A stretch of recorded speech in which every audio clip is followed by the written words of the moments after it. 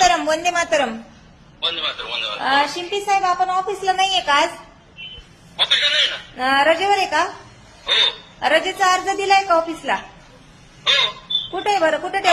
कुठे ठेवलेला आहे रजेचा अर्ज? मेडिकल रजेवर मॅडम, मी मेडिकल रजेवर. नाही नाही नाही, कोणत्या रजेवर आहे ते नाही विचारलं आपण. मी रजेचा मेडिकल रजेवर आहे. मेडिकल रजेवर असं आल्यानंतर अर्ज टाकावा लागतो, द्यावा लागतो की किती दिवस आहे. कधी गेले तुम्ही रजेवर? कालच गेलो.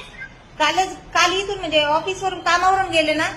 म्हणजे काल परवा गेलो मी. ऐका का, मग तुम्हाला मेडिकल रजा ऐकून घ्या, मेडिकल रजा टाकायची होती ना तुम्हाला, मग तुम्ही इथं अर्ज दिलाय का मी मेडिकल रजेवर जातोय म्हणून किंवा काय? अर्ज पाठवत ना तुम्ही, अर्ज पाठवतो ना. पाठवतं नंतर नाही पाठवायचं.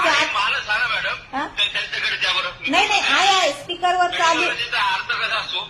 कसा असतो सांगा बरं. अगोदर मी आजारी पडणार म्हणून. नाही नाही, माहित नाही. बरं काय झालं आपल्याला तुम्ही सांगा माझ्याशी काय बोलतात पण? सर. आपण ऐका कर्मचारी आहे अंबिका महिला पतसंस्थेचं, आपल्याकडे मॅटर दिलेलं होतं काही सॉल्व्ह करायला. मी काही दिलं मला, त्यांची तपासणी दिली, ते तपासणी तपास ऐका ना बरं, ऐका मी कोण विचारणारी ना, मी निर्भय महाराष्ट्र पार्टीची अहिल्यानगरची जिल्हाध्यक्ष आहे. तुम्ही म्हणता ना तुम्ही कोण विचारणार आहे, ऐकून घ्या. मी निर्भय महाराष्ट्र पार्टीची अहिल्यानगरची जिल्हाध्यक्ष आहे, शीतल भाऊसाहेब गोरे. आणि मी तुम्हाला विचारते, मला एक सांगा, आजारी पडणार माणूस लक्षात येतो. ऐका ना. ठीक आहे ना, ठीक. बरं काय झालं सर आपल्याला? कुठल्या हॉस्पिटल